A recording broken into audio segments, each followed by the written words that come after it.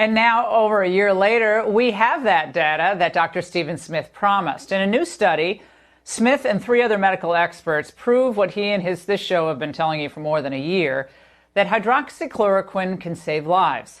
Smith's landmark study followed 255 COVID patients who required intubation during the first 2 months of the pandemic.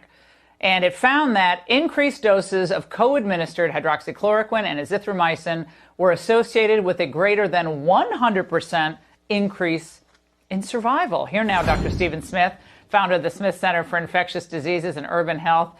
Dr. Smith, why were so many people so quick to dismiss what you were seeing with your own eyes and your own experience early on?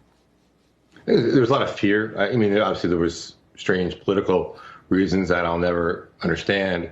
Again, back to those comments, infectious disease doctors were in charge of deciding how much hydroxychloroquine to give for how long.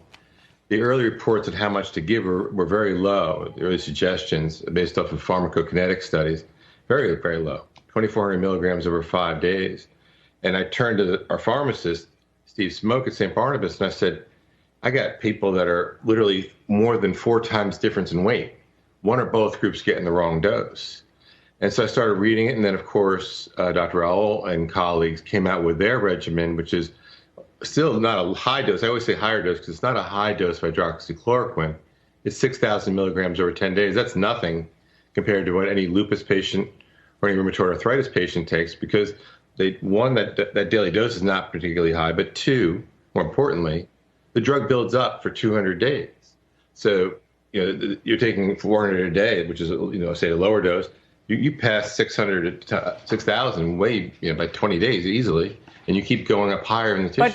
But Dr. Smith, I mean, people watching, they don't understand the dosage. I mean, that's very in the weeds, but it's critical, obviously. But tonight, are you able to use hydroxychloroquine with any COVID patients that may still be coming in?